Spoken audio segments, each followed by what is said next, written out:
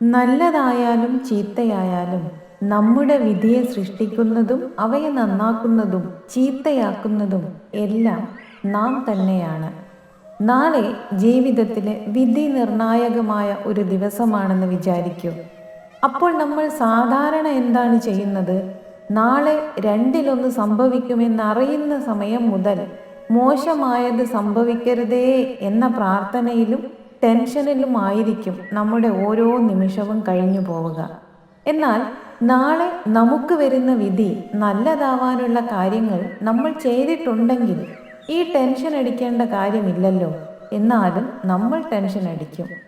ഇനി നാളെ വിധി നല്ലതാവാൻ വേണ്ടി നാം ഒന്നും തന്നെ ചെയ്തിട്ടില്ലെങ്കിൽ അപ്പോഴും ടെൻഷൻ അടിക്കേണ്ട കാര്യമില്ലല്ലോ. കാരണം നാളെ മോശം സംഭവിക്കും എന്ന് ഉറപ്പാണ്.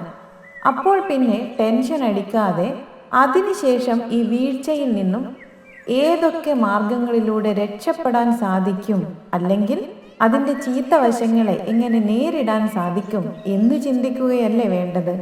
പ്രായോഗികമായി ചിന്തിച്ചാൽ ഒരു പരീക്ഷ നന്നായി എഴുതിയ ആൾക്ക് അതിൻ്റെ ഫലത്തെക്കുറിച്ചോർത്ത് വിഷമിക്കേണ്ട. തൻ്റെ വിധി എന്താവണം എന്നുള്ളതിന് വേണ്ടി ചെയ്യേണ്ട ശ്രമങ്ങളെല്ലാം അദ്ദേഹം നേരത്തെ തന്നെ ചെയ്തിട്ടുണ്ട്. എന്നാൽ പരീക്ഷ നന്നായി എഴുതാതിരുന്ന വ്യക്തി തൻ്റെ വിധി മോശമാവാനുള്ള കാര്യം ചെയ്തു കഴിഞ്ഞു. ഇപ്പോൾ ഓർത്ത് വിഷമിച്ചിട്ട് കാര്യമില്ല. എന്നാൽ ഈ വിധിയെ നന്നാക്കിയെടുക്കാൻ അടുത്ത തവണ ഈ പരീക്ഷയ്ക്ക് നന്നായി എഴുതാൻ വേണ്ടി ഇപ്പോഴേ തയ്യാറെടുപ്പ് തുടങ്ങാം. അങ്ങനെ ചെയ്താൽ അടുത്ത തവണ പരീക്ഷ ജയിക്കുന്നതുവരെ മാത്രമേ ഈ വിധിയെ അവർ സഹിക്കേണ്ടതുള്ളൂ. അത് കഴിഞ്ഞാൽ വിധി നമ്മൾ തന്നെ മാറ്റി എഴുതുമല്ലോ.